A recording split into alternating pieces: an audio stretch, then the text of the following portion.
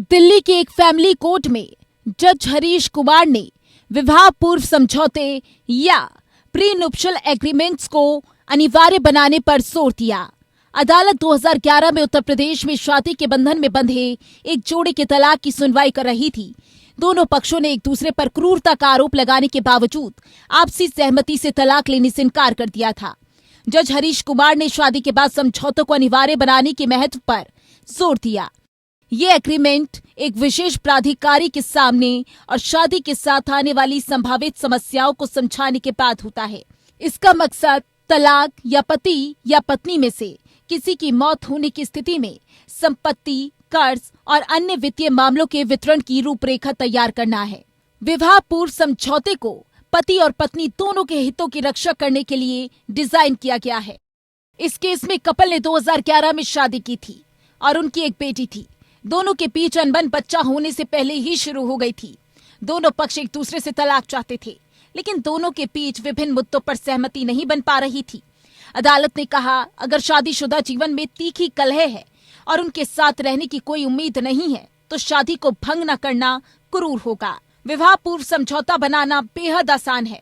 इस एग्रीमेंट का रजिस्ट्रेशन नहीं होता। कह सकते हैं कि ये कॉन्ट्रैक्ट एक्ट में शामिल नहीं होते, लेकिन कंपल्सर को इसे बनाते हुए सावधानी से काम लेना होता है, क्योंकि इसमें आपने जो जानकारी लिख दी उसे तलाक के वक्त बदली नहीं जा सकती। जरूरी है कि इसे बनाते हुए दोनों पक्ष संपत्ति की सही जानकारी दें। कब लागू होता है विवाह पूर्व समझौता? विवाह पूर्व समझौता वैध तब होता है जब दोनों पक्षों के इस पर साइन हों। विवाह पूर्व समझौता दोनों पक्षों की मर्जी से बनाया गया हो। विवाह पूर्व समझौता को सर्टिफाइड किया जाना चाहिए। विवाह पूर्व समझौता में ऐसी कोई जानकारी नहीं होनी चाहिए जो गलत या असामान्य हो। एग्रीमेंट में वे सभी प्रावधान शामिल होने चाहिए जिनके बारे में दोनों पक्षों को जानकारी हो और उन पर चर्चा की गई हो।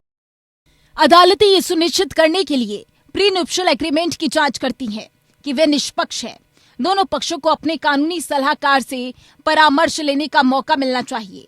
कुछ मुद्दे जैसे कि चाइल्ड कस्टडी और चाइल्ड सपोर्ट को प्री नुप्शल एग्रीमेंट में पूर्व निर्धारित नहीं किया जा सकता है, क्योंकि वे बच्चे या राज्य कानूनों के हितों के अधीन होते हैं।